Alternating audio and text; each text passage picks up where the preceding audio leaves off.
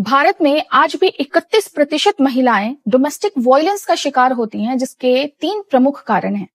पहला है दूल्हा दुल्हन के कल्चरल बैकग्राउंड का अलग होना। दूसरा है रिलीजियस बैकग्राउंड का अलग होना। इसमें लड़की बहुत ज्यादा वायलेंस, आतंकवादी घटना और सुसाइड तक का सामना करती है। और तीसरा है सोशल फैक्टर। लड़के वालों को जितना ज्यादा दहेज मिले, उनका सोशल स्टेटस उतना ज्यादा बढ़ता है। तो गैर कानूनी होने के बाद भी आज भी बहुत सारे परिवार दहेज के लिए भूखे भेड़िए बने हैं।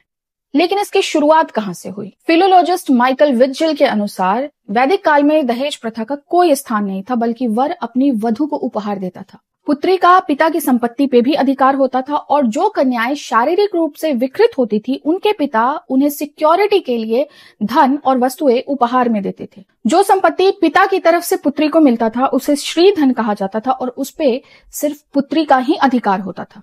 अलेक्जेंडर द ग्रेट के अनुसार भारतीय कन्या का विवाह उसके रूप और गुण के आधार पर होता था। लेकिन ब्रिटिश रूल में एंग्लो हिंदू और एंग्लो इस्लामिक इनहेरिटेंस लॉ बनाया गया, जिसमें हिंदू महिलाओं से संपत्ति का अधिकार छीन लिया गया, लेकिन मुसलमान को उनके शरिया लॉ के अनुसार अधिकार दिया गया। और तब दहेज बना श्री धन का खतरनाक ऑल्टरनेटिव, क्योंकि तब पिता अपनी पुत्री को संपत्ति तो देता था, लेकिन उस पर उसका अधिकार नहीं होता था। इंग्लैंड की तरह भारत में भी ब्रिटिशर्स ने कन्याओं को संपत्ति और रोजगार का अधिकार नहीं दिया, जिसके बाद यदि किसी पिता को अपनी पुत्री के लिए योग्य वर चाहिए था, तो उसे बहुत सारा दहेज देना पड़ता था। वो लड़की जो मुगल काल में सभी अधिकारों से वंचित होकर अपने घर में कैद हो गई थी, क्योंकि उनके साथ भी वही होता था जो आज के पाकिस्तान में हिंदू लड़कियों के साथ होता है।